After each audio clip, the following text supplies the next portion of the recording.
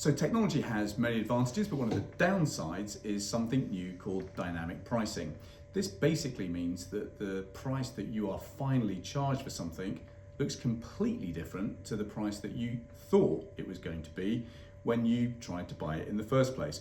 Now, this hit the headlines last year when Oasis came back together and tickets for Oasis sold by the company Ticketmaster, priced at a few £100, suddenly turned out to be costing people thousands and thousands of pounds. So we brought in the boss of Ticketmaster to answer some very difficult questions. And perhaps the weirdest bit of the exchange that we had in the House of Commons was his assertion that actually the price of tickets wasn't changing while people went through the online process. I know that isn't the experience of many fans, but here's the exchange in full. Is Ticketmaster basically ripping off fans who just want to go and see the shows they love? No, I don't believe so, no. The services that we provide, we work closely with event organisers to be able to sell tickets at the prices that they've determined in advance. And if we look at the recent BBC investigation into Ticketmaster and in particular the Harry Styles tour, the BBC heard from one fan who said that they'd been enticed on to buy a ticket at £155. When they got to the checkout, the price per ticket had gone up to something like £386. That's the same sin that you were criticising the scalpers for. It's a bait and switch, isn't it? I don't think it is, no, because we don't advertise prices in advance, typically. The price that you see on our website when they are made available for sale is the price that the artist has worked with us to determine is the price that they want it to be set. I do think how does it go up once you get to put your credit card in then? Well, it doesn't. I do have to sort of talk to. Maybe it would be useful if we actually talk to how our platform does work. Well, just explain. I'm happy to come on to that, but just explain to me how a Harry Styles ticket for £155 ended up at £386 by the time it came to checkout. Yeah.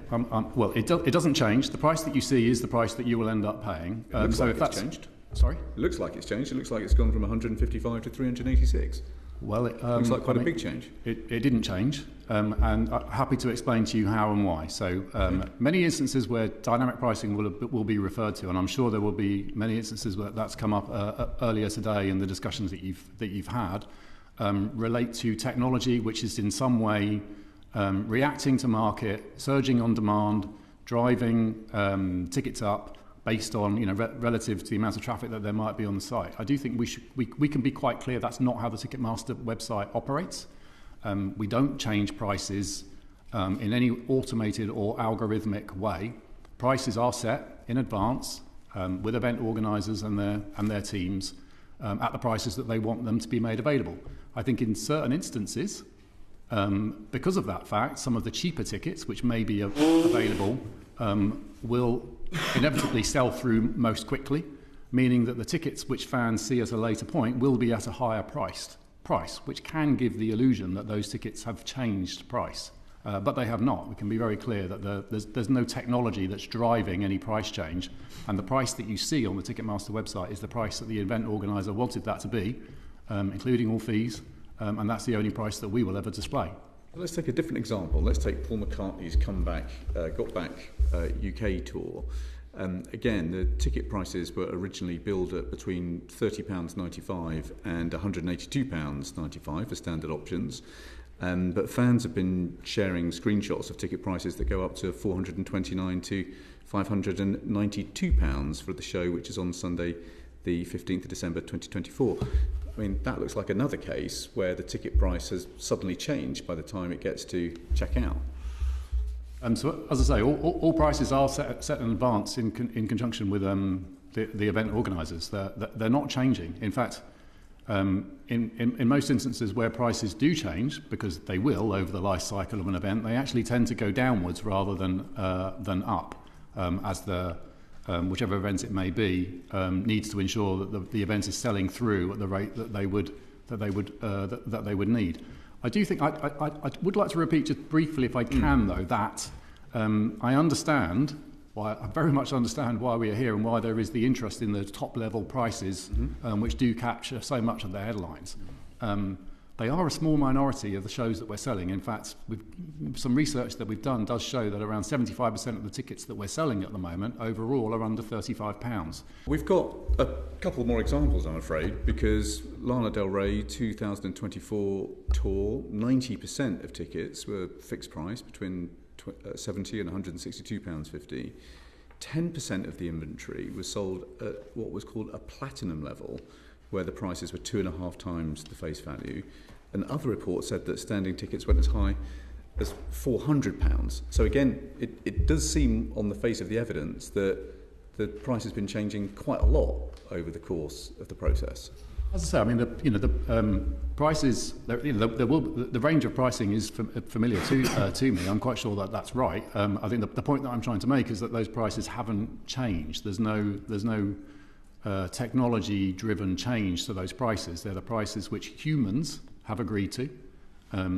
There's not a computer or a bot behind it. There's prices which have been agreed, communicated, that a great deal of thought will have gone into as to how and where they should be at, and they are set and changed by humans. I think it's also. I mean, you mentioned the resale marketplaces. Just want to unpack that. You said that the price has been changed by humans, so it's not necessarily an algorithm that's driving an increase in the price. It's Ticketmaster employees who are jacking up the price as the demand rises. It's very, very rare that a price would change during an on-sale. We actually work to the view that shouldn't happen. Sorry? I seem to have found quite a few examples. Where the price, as I say, that would have been agreed in advance. It's not a price which will have been changed on the day. It will have been agreed with the event organisers and teams. And I do think it's important to understand why those prices do sometimes reach those levels that they are. Because what we're effectively talking about here is different tiers of pricing which can operate at any given time. There's plenty of evidence to suggest that if we're not able to be capturing that value, which the artist is doing in those instances, then that money is just going to go and the tickets are going to be captured and gobbled up by touts and made available on resale sites within minutes of an on-sale in many instances. And when that happens, it's bad for fans. It's continuing to build out this secondary business, which makes no input back into the creative industries that nobody benefits from. And we think it's absolutely right that artists should be able to price a small amount of the tickets at a higher price to be able to keep overall prices down and to be able to capture some of that value away from the secondary market. But if we take some artists who want to keep their prices down, like Robert Smith from The Cure, he said that he was as sickened as you all are to his fans over Ticketmaster's fees. He said that they'd sought to keep their prices down to about 16 quid. But people were sharing screenshots of Ticketmaster's shopping baskets with fees that were higher than the ticket prices themselves. So even where you've said that your ticket prices remain stable through the transaction process, it would appear that some people are getting a nasty shock with all the fees that are lumped on in the end. I mean, all I can say to that is all of our fees, are absolutely clear right the way from the outset, as they obviously should be. And that there are no surprises in that regard, and that any fees which are agreed in what is a very competitive market are set in conjunction with whomever is making those tickets available to us. And that Ticketmaster, yes, we are retaining elements of that, but we don't retain all of that fee base, whatever it may be. Well, but that would imply that artists like Neil Young are wrong. He said last year that artists have to now worry about being about ripped-off fans blaming them for Ticketmaster add-ons and scalpers. Concert tours, he says, are no longer fun. Is Neil Young wrong? Now, we then had a very lively discussion about how much profit Ticketmaster was actually making. The chief exec of Ticketmaster in the UK was really clear. He said that his margins on these tickets that they were selling were about 11%. But we spent quite a lot of time poring through the accounts of Ticketmaster's parent company, Live Nation. Since they started introducing dynamic pricing on tickets back in 2022, sales have rocketed up, and the margins that they put in their annual accounts, they're not 11%, they're 40%. Here's that exchange in full. It's said that Ticketmaster introduced dynamic pricing in 2022. If we look at the Live Nation accounts, we can see that in the 1 year thereafter, income, adjusted operating income on the ticketing business grew by £83 million in 1 year, and the margins soared, not from 11%, the margins soared to 40%. That sounds like profiteering, doesn't it?